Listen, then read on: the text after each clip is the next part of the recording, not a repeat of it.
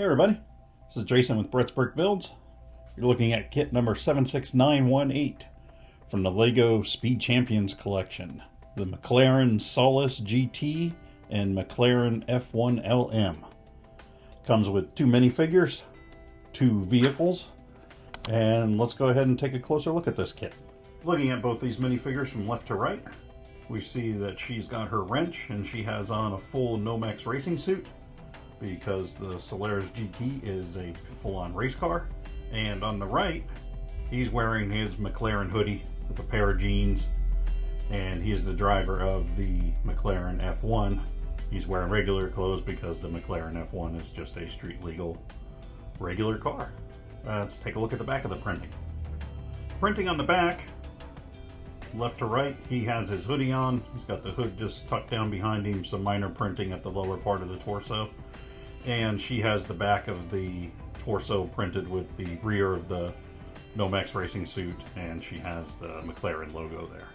Let's take a look at them with their helmets on. The minifigures with their helmets on, left to right, she has a black helmet, he has a white helmet. The coloring on the helmets is just solid color, there's no printing, there's no decals on them, and they each have the kind of face shield that you can go ahead and raise or lower. So face shield's lower. They're all set to go. Now let's get them in their cars and take a closer look at their vehicles. First, we'll take a look at the Solus GT, the race car. We're looking at what would be the driver's side in the US, the left side of the vehicle. Go ahead and take a look at the rear. Got brake lights at the rear wing. The right side, essentially the same as the left. Not much change there. And dead on from the front, we have that super low profile bumper and body work. Keep it close to the track and nice and precise and aerodynamic. We take a look at the top view, and I'm just going to cheat and kind of lay it on its side here. From the top view, you can see the shape of the car. It's got some intricate details there, the way it's cut out in the front there. The wing going along here in the back, and looking into the driver's canopy. What we'll do is we'll go ahead and put our driver in here. We can see a little more detail that we've got. Getting the minifigure into the car is pretty easy. We will take and flip up the steering wheel. Then we will take and seat her. Lean her back. Pretty close quarter accommodations inside. Her visor is shut, and then we will take and put the canopy on the car, and our minifigure is in there, all set to go, ready to race. The only thing I found that's a little delicate on the car, you can pick it up pretty easy and move it around a bit, is right here on both sides. It's kind of easy if you're picking it up and you go, here, let me get that. You pop those off really easy. So something to keep in mind, but they do both go on. They pop on. Really easy, get them back on.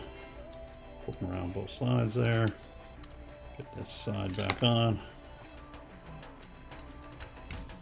There we are. So that's the only thing I found that was really delicate on the vehicle. Now let's go ahead and take a look at the McLaren F1 LM. Comes in lovely bright orange with black accents and gray wheels. It has the rear view mirror, as we see right there. It's got headlights on it. It's got decals. Right and the left are both the same on both sides. If we look from the top, you can see the swoop to the back with the motor. It's got an intake here on the back. It's a little hard to see to get you guys at a good angle, but it has a intake for the motor. From the front, we have the headlights.